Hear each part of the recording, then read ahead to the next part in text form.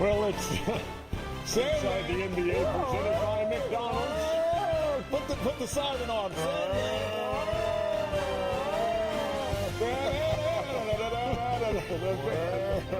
Come on, Chuck. They getting swept. Come on, babe. I think that's what that means, Kenny. Sandman. You got to do the Sandman dance. Hey, I'm just getting a head start. We're going to be off a week. Is that happening tomorrow, too? Oh, in Philly? Oh, yeah. It's the Knicks are going to wrap it up for my boys tomorrow. And listen, I'm so sick. Al Palagonia, Spike Lee, Timothy Chalamet,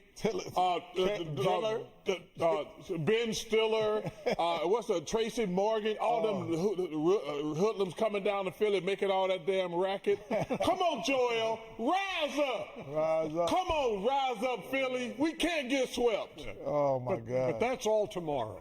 As for tonight, 131 to 108 as the Thunder take a 3-0 lead over the Lakers, who, like Game 2, actually had the lead at the half of this game. Hey, bye-bye. I think the only way the Lakers can win a game is they put these games in like the second and third quarter.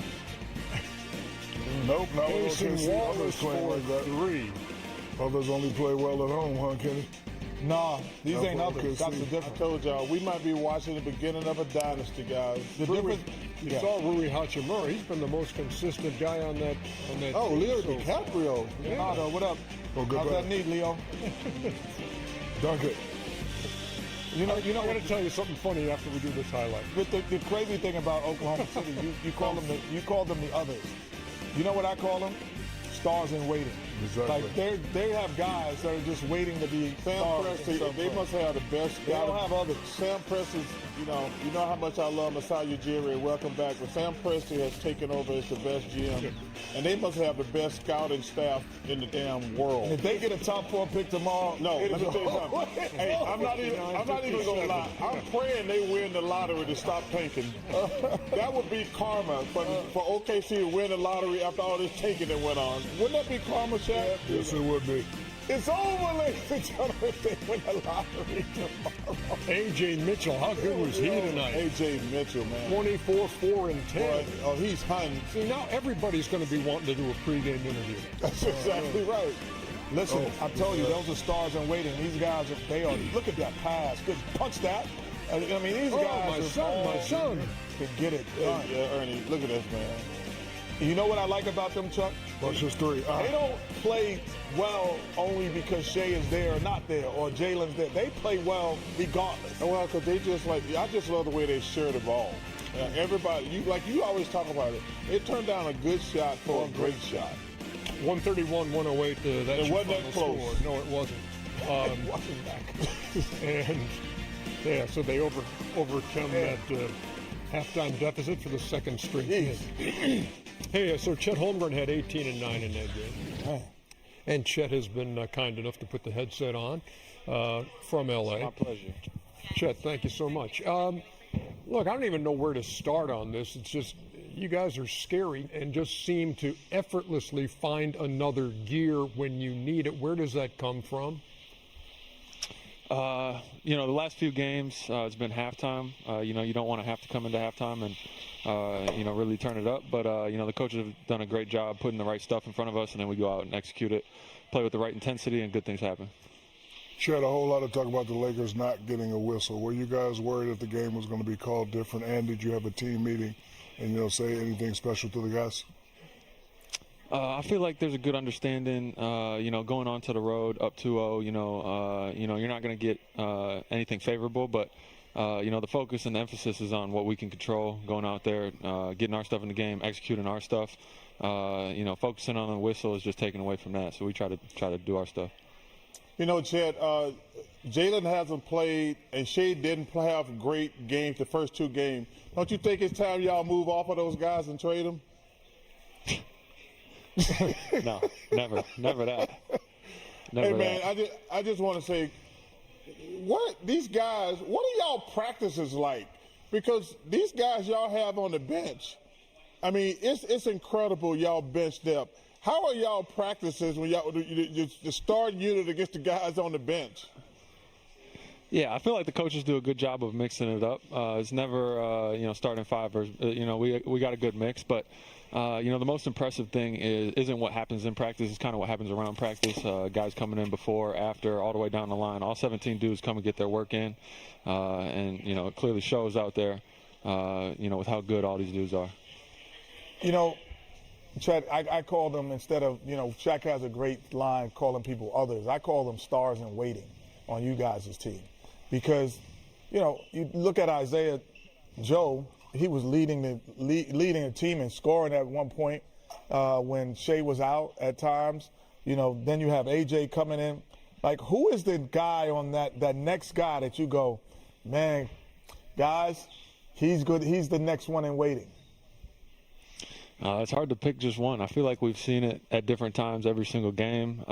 Game 2, J-Mac played 17 minutes and had 18 points. Tonight we just watched AJ take over the fourth quarter like that. We saw Zay come in and, stretch the lead at 3-4 threes there in the second half. It really could be anybody. It's hard to pick. It just kind of depends on, whose number is called that night, but we know everybody's ready. Jeez, Chet Holmgren, nice going. You guys are a win away from another sweep after knocking off Phoenix that way. A 131-108 your final. Appreciate your time, man. Yes, sir. Thanks. My pleasure to be here. Y'all Did you see that little flex he used on us? What's that? He says, "No, we got 17 players." like what? That's a big number, because normally, obviously, it's 12 players on a team. I mean, this guy said we got 17 players. I'm like, that's a nice little flex. But the honest thing is, like, when I'm looking at them play, I'm like, okay, well, what would you do, and what would be the game plan going in to guard them and to stop them from being so potent offensively? Because defensively, they could shut your water off at times. Maybe not the whole game, but they can throw possessions. Now, how do we shut their water off? And I'm not really sure, because you can't double Shea. Hey, remember that? What's that little kid thing when my man got his hands all over the place? Wait, it's another hole. It is beautiful to watch. Yeah. Like, you talk about AJ. Joe was spectacular this year. Cason Wallace. Like, they're missing. Jared McCain. Think about this, Jared McCain. Like, my 76ers traded him. I'm like, wait, listen. He was almost rookie of the year. I was like, I wouldn't trade him out of Philly, but, man, it is beautiful to watch. I'll get your thoughts in 1 second, but first we need to hear from J.J. Redick, because, again, turnovers by the Lakers just huge in this game. Well, again, the turnovers, we lower number, but they still scored 30 points off those turnovers. I think we had 5 of them in the third. I think all of them actually led to them getting fast break transition baskets. I don't know what they ended up being, but I know at one point they were 11 of 17 from 3 in the second half. You're not getting stops. It's harder to score. But again, the MVP is 18, 22, 7 of 20 tonight, and they've kicked our ass 3 straight games. They're an incredible basketball team. Yeah, that's a telling line too on SGA, who has not had an SGA game in this series. One thing I love about OKC is you can tell they're together, and kudos to the superstar SGA for keeping his guys involved. You see after every post-game interview, he brings the team up, and they're just together. When a team is together like that, everything they do is in unison. I was sitting there in the back and just seeing how hard they play defense. Everybody's up on the bench. They're having a great time. They are going to be tough to beat, but I think the Lakers just don't have enough. They shot 55% from 3 in the first half. Second half they shot 30%. But listen, when you're going against a team that does everything right, you just have to outplay them and break their will. And the Lakers have not been able to do that.